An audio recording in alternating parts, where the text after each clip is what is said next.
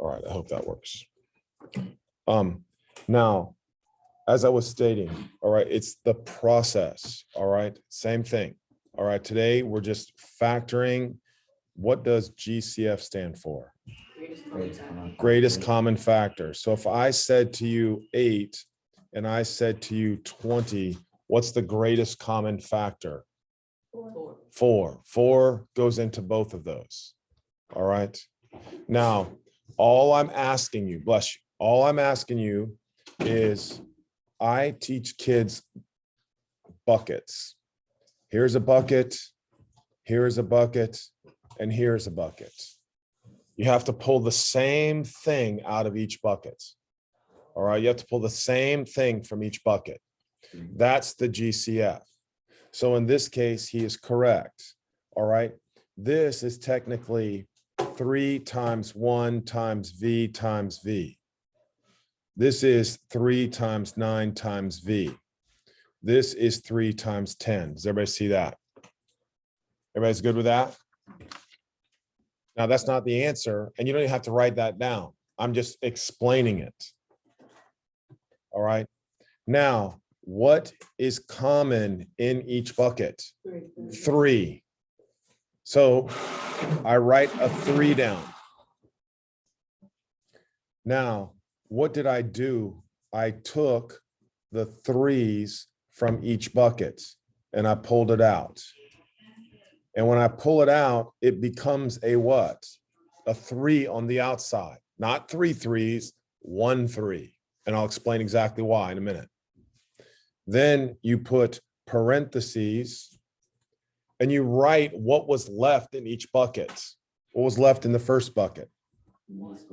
A 1V squared. Obviously, he's correct. You don't have to put a 1. Minus what? 9V. Minus what? 10. This is what was left behind in each bucket. All right. Now, again, what did we do to the numbers? We divided. All right. So when you factor, you divide the GCF. All right. You divide the GCF. Now, let me ask you, you should always make 100 because you can check your work. If I were to distribute that 3, that would become what?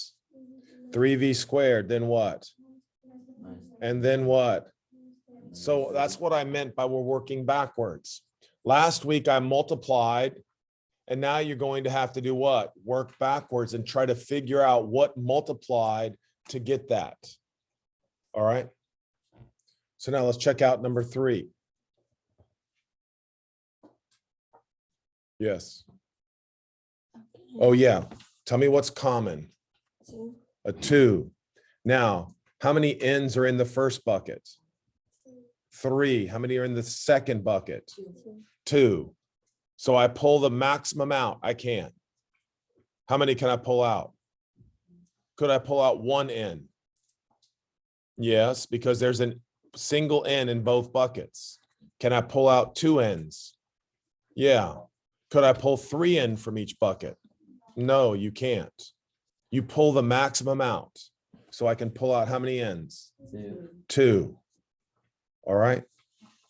So now when you work backwards, you divide numbers and you subtract exponents. You divide numbers and subtract exponents. So what is 2 divided by 2? 1. What is 3 minus 2? 1. What is 20 divided by 2? And what's 2 minus 2? 0. And like I said, I always say this and everybody gets a little irritated and I can understand, but that is easy. You have to know the rule. GCF, when you find the GCF, you divide numbers and subtract exponents. That's what you're doing. Dividing numbers, subtracting exponents. Now, am I correct? Of course, but let's check our work. I'm not asking you to check your own work, all right? Because it's a simple process. But if you wanted to check your work on your test to see if you did a good job, you would simply say, What is 2n squared times 1n? 2n to the third power. And what is 2n squared times -10? -20n squared. So I know I'm right. All right, I know I'm right. Checking your work. Maya, quickly. Why is that a 2n squared? Like, why is it n squared? Because n squared is the most amount of n's you can take out of each bucket. Oh, That's why they call it the GCF. G stands for what? Greatest. Could you factor out one n? Yes. Could you factor out two n's? Yes. 2 is greater than 1.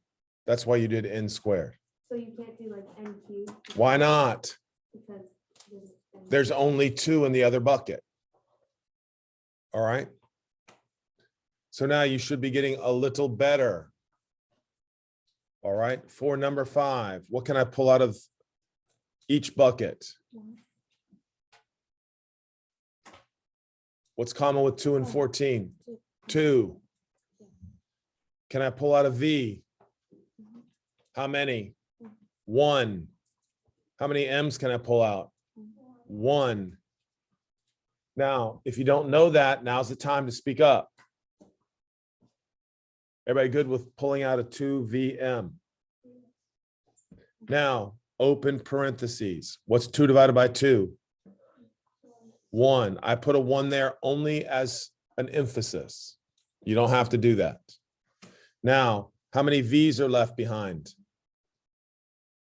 How many V's are left behind? 2. How many V's are in the first bucket? How many did you pull out? Is there any left? No. How many M's did you pull out? How many are left? 1. Right? Minus. What's 14 divided by 2? How many V's are left? 0. How many M's? 0. That's your answer. It's the last one that always been a V. No, it's not always, ever. Go. If you pulled out one V and then one N, how is there still You were started out good and then you just stopped talking. I don't understand what you mean. Say it again, loud, the whole thing. It's like, because you started out with 2, you like put one V and then one N, but then there's no more left, but then you still put one N. I don't understand that. How many V's are in this bucket? One. If you pull a V out, how many are left? How many M's did you pull out? So there's how many left? There were 2. You pulled 1, right? Make sense now? All right, let's try 7. All right, a little bit more obnoxious here, but that's okay. All right, let's let you try. What's common between 5, 25, and 250? 5. How many B's can we pull from each bucket? How many B's can we pull from each bucket? Is there a B over here?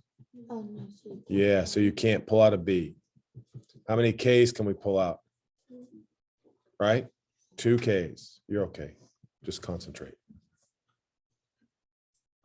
So now 5K squared. Again, emphasizing divide numbers, subtract exponents. So what's 5 divided by 5? Did we pull any B's out? No. How many K's are left? None. All right. So it's 1B squared. What's 25 divided by 5? How many B's are left? 1. How many K's? 0. Negative 250 divided by 5. -50. Negative 50. Is there anything left? No. Yes. You put the B squared in the B to the first power there because it wasn't in the original 5K squared. Right? This is a bucket, this is a bucket, and this is a bucket. Yeah, but when you wrote 5K squared at the front of the equation, and you didn't include the B, is that why both 1B squared and 5B included B? I can't pull out a B. Why not? Because 250. Because there's no B's in the third bucket. So you have to just keep it there? I don't know what you mean. Just keep it. Well, I originally put 1 B to the first power because I thought B squared. That's where you're correcting yourself. Can you pull out a B or not? Why not? Because 250 squared. Yeah, the third one doesn't have a B in it. You can only pull something out if it's in all 3 or all 4 or all 5 or all 2. All right, that's why we're practicing. So now we're going to look at number 9. All right. Now, 6, does 6 go into 162? How do I know that it does? Because it's divisible by 2 and it's also divisible by 3. How did I know that? Just to review, if you add the digits up and it's 9, it's divisible by 3 and 9. Is everybody with me? And it's also divisible by 2 because it's even. So back in 6th grade, you learned, in 5th grade, you learned the divisibility rules. So that's where they can help you in this situation. So what common number can I pull out? What 6? What variable can I pull out? A. Can I pull a B out? No. So now open parentheses. What's left? Go. B squared. Then what? Minus 6B. Minus, now let's do the mental math. 6 goes into 16 how many times? Twice with the 4 left over. 6 goes into 42 now. And that's how easy, guys. All right. If you want to use your calculator, feel free, but we can practice our mental math right now. What? Where the what goes? Like just like where the A goes like on 6B. There is no A anymore because you pulled an A out of each bucket. Oh, There's no A left. What? Is there a way to check yourself on the calculator? No, variables can't be done on the calculator. Okay, here we go for number 11. Good, Brennan. What's common? my question. What? I thought it was gonna be alphabetic order. For which one? I thought it was, like 36. Yeah, I thought it was like I didn't really make this worksheet up. Wow. So traditionally, they would be put in alphabetical order. This is the book worksheet, okay? You're right. I would put things in alphabetical order. That should have been A, B. But does it really matter? No. No, it doesn't really matter. All right, so let's look at 11. Everybody, I know that what goes into 35, 375, and 250. 5. So everybody's going to put 5 down. How many M's come out? 2. Open parentheses. What's 35 divided by 5? How many M's are left behind? 2. All right. Minus 375 divided by 5. 75. How many M's are left behind? How many? 1. 250 divided by 5. How many M's? Come on. Come on, come on, come on. How's that? Hello? Everybody good? It's easy. How do I know to take what? Say your question again. How do you know how many M's to take out? How many M's are in this bucket? How many here? How many here? You take the maximum amount you can take out of each bucket. Oh, okay. I can't take 4 because there aren't 4 in the second or third. Oh, okay. Can I take 3? I can take 3 from the first and the second, but can I take it from the third? No. M squared. Can I take an M squared? Yes, because there's an M squared in the first bucket, in the second bucket, and the what? And the third bucket. All right, go. What don't the ends have to like add up to 4, but then there's like 5? I don't know what you mean by there's, Like, so like like square m squared, those add up to 4, and that's like. right. So if I wanted to check my work, I like what you're thinking. Let me see if I'm answering your question. So stay with me. What is 5m squared times 7m squared? 35. 35m to the fourth. What's 5m squared times negative 75m? So 375 m cubed. And then 5m squared times 50 is positive 250 m squared. That's how I know I'm right. You see what I'm doing? yeah. I'm just reversing the process of what you did last week. You have to mentally be able to tell me, how did you get backwards? How do you go backwards? All right. Here we go. Okay, now everybody's taking a look at 18, 114, and 84. All right. What goes into those numbers? All right, let's see if 6 works. All right. So can you take out a variable? No. So 6. What's left? 2 or 3?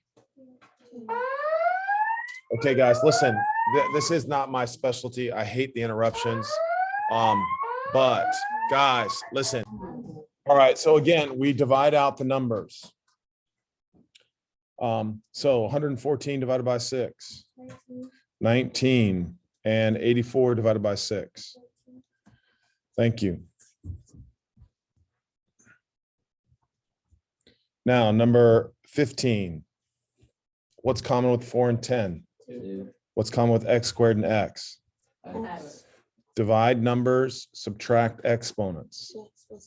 2x plus 5. 5. You pulled the x out, right?